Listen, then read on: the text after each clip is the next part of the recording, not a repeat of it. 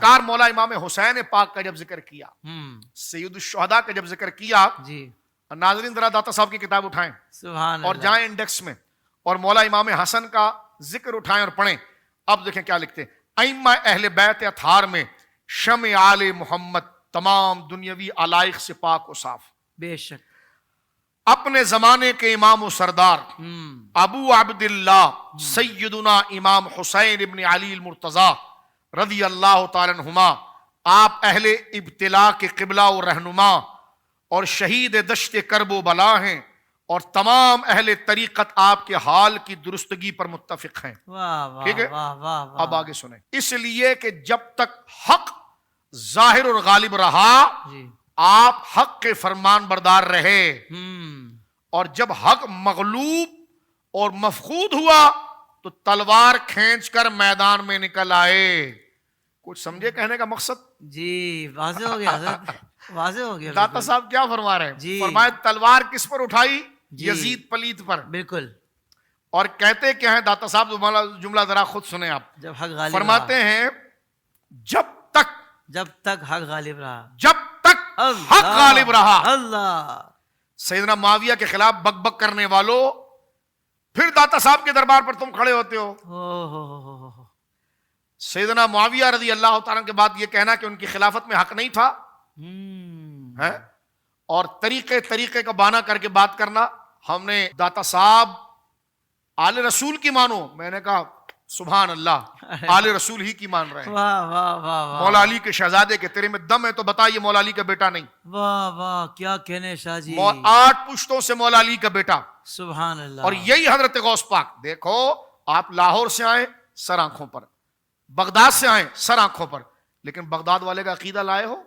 کیا کہنے. واہ واہ. لاہور والوں کا عقیدہ لائے ہو تو پھر بغداد بھی تمہاری نسبت میں قبول ہے.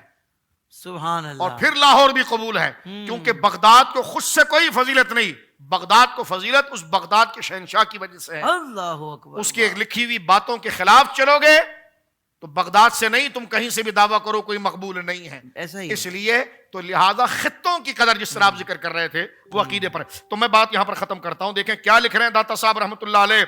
جس وقت داتا صاحب لکھ رہے ہوں گے نا تو اس وقت فیت باغیہ یہ ساری حدیثیں ان کو پتا تھی. ارے واہ واہ شاہ جی واہ. سمجھ میں سبحان حضرت عمار بن یاسر والا مسئلہ بھی ان کو پتا تھا، جنگ جمل والا بھی مسئلہ ان کو پتا تھا. تو نہیں ہے جو ابھی کرود کے نکال رہا ہے کہ 2013 میں کوئی جنگ ہوئی ہے. جنگ صفین بھی ان کے سامنے تھی، مولا علی کے سامنے آنے والی بات بھی ان کے سامنے تھی.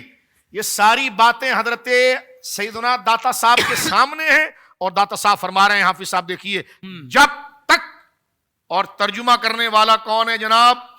ترجمہ کرنے والا ہے سید السادات سید غلام معین الدین نعیمی رحمت اللہ علیہ. اللہ اکبر. اب دیکھو ترجمہ بھی سید کر رہا ہے، ترجمہ بھی سید کر رہا ہے، اور کتاب بھی سیدوں کے سردار حضرت داتا صاحب کی ہے. ابھی کوئی اور ترجمہ کر رہا ہوتا نا تو کہتے نہیں نمبر بدل دیا ہے. تو میں نے کہا دیکھو ترجمہ بھی یہاں سید صاحب کر رہے ہیں. واہ واہ واہ. سید غلام معین الدین نعیمی رحمہ اللہ اہل سنت میں ایک بہت بڑا مقام رکھتے ہیں. آپ ترجمہ کر رہے ہیں داتا صاحب کی اس کتاب کا. فرماتے ہیں جب تک حق ظاہر و غالب رہا آپ حق کے فرمان بردار رہے. واہ واہ واہ واہ. حق کے فرمان بردار رہے، اور جب حق مغلوب ہو گیا اور ناپید اور مفقود ہو گیا تو تلوار کو کھینچ کر آپ میدان میں آ گئے. سن لو، جب تک حسین نے تلوار جس کے لیے نہیں نکالی ہم اس پر زبان نہیں چلائیں گے. بہت اچھے. واہ واہ. اور جس پر حسین نے تلوار نکال دی اس کے لیے دل میں کوئی محبت نہیں رکھیں گے. یہ معیار ہے داتا صاحب کا، یہ ہے پنجتن پاک کی محبت کا.